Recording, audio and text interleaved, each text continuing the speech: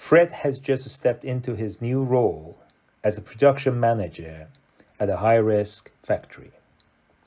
Suddenly, the weight of responsibility was on his shoulders, making risk-based decisions that could affect safety, production, and even lives. At first, he decided to identify these hazards using HAZOP methodology, but he quickly realized he was not confident in defining nodes on PNIDs. Each time he opened the PNID, the complexity of deciding where one node ended and another began felt overwhelming. The more he stared, the less clear it became. The problem only grew worse. Between urgent daily tasks, endless meetings, and constant pressure to keep the production running smoothly, Fred found himself with neither the time nor the mental energy to properly learn this critical skill. One evening, when he was browsing online for help, he came across this video, which looked promising at the first sight. Hello everyone, my name is Mohammed and I'll be your guide as we learn how to approach HAZOP step by step. As we've talked before, HAZOP is a very structured and systematic technique to identify hazards. But to really make sense of it, we need to understand what the basics. Before we dive into the very first rule of identifying nodes, we need to build a strong foundation together. That foundation comes from being comfortable with reading piping and instrumentation diagrams, or PNIDs. PNIDs are like the language of process engineering. They tell the story of how equipment, piping, instruments, and control systems all come together to run a plant safely and efficiently. If we cannot read and interpret these documents confidently, it becomes very difficult to carry out a meaningful HAZOP study. And the best way to start building this skill is by walking through a document called Process Description. This document explains in plain language how a system works from inlet to outlet. On a smaller scale, we sometimes use what's called a functional description document, which captures the same idea but in a more compact form. So before we practice identifying nodes and learning more about rule number 1 and marking the nodes, let's take some time to carefully read a process description, break it down, and understand exactly how the system for a three-phase separator really functions. Now let's step through the operation of this three-phase separator step by step. As you see on the PNID, the process begins at the inlet nozzle on the left-hand side of the vessel on top. A three-phase mixture of oil, gas, water, and potentially some solids enters through this line. Immediately inside the separator, this stream is directed onto an inlet diverter. This device helps to reduce momentum and initiate the first stage of separation. Large liquid droplets and entrained solids are knocked out at this stage, which prevents excessive carryover into the vapor section.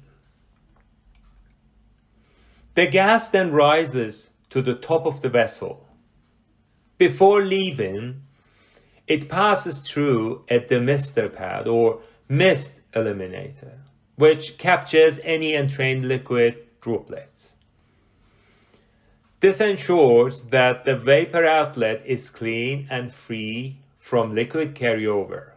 From here, the vapor exits through the gas outlet line at the top right.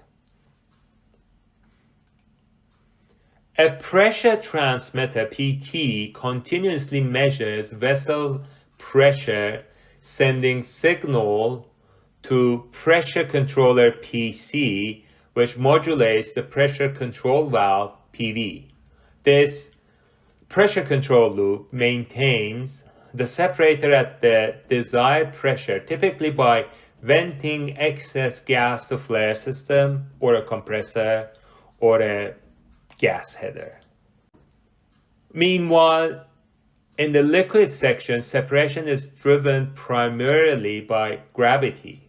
Because of the density differences between water and oil, water settles at the bottom, while oil forms a lighter layer above. A weir helps to maintain the oil-water interface, and vortex breakers at the outlets prevent entrainment and ensure smooth liquid withdrawal. On the left side of the vessel, the water outlet line draws liquid from the bottom section. The level of water is monitored by a level transmitter LT, which sends signals to a level controller LC. The LC adjusts the level control valve LV on the water outlet to maintain the correct interface between oil and water. Stable control here prevents water from being carried over into the oil stream. On the right side, the oil outlet line removes the oil phase. Similar to water side, an LT-LC control basically controls the oil level by adjusting a dedicated LV.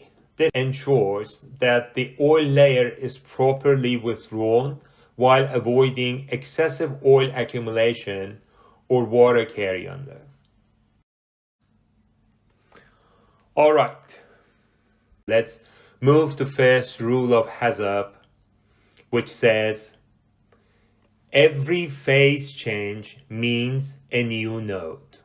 What does this mean? Node 1, gas phase. The very top of the vessel where gas separates and exists through the vapor outlet is called node number 1. This is a pure gas phase region with its own pressure control loop. It makes sense to define this as a node and mark it as node 1 because we need to focus on hazards specific to gas flow, like high pressure blocked outlet or liquid carryover. Node 2, which is the water section, at the bottom of the vessel left-hand side, the water layer collects and is drained through its own outlet under level control. Since water is the heaviest liquid phase and behaves differently from the oil above, we must define a separate node here. This allows to analyze hazards like low level, which actually might come across with serious hazards like gas breakthrough, flooding, or water carry-under.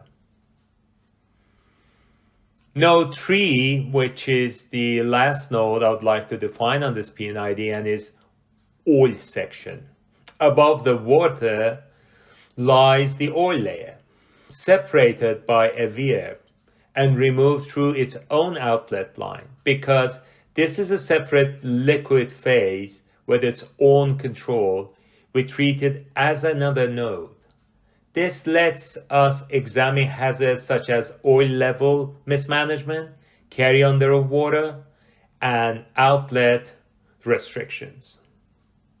So as you see, we have defined 3 nodes exactly where the phases change. 1 for gas, 1 for water, and 1 for oil. This approach keeps the HAZOP structured and ensure that we don't miss phase-specific hazards. I've considered one exercise for you guys to think about and provide your answers in the comment section under this video. The inlet line, which gets into the three-phase separator, is consisted of a three-phase flow. I'd like you to answer, this line should be included in which one of those nodes? Node 1, node 2, or node 3? Provide your answers in the comment section and participate actively in this exercise. 5? Yep. Okay. Let me just quickly fix this up.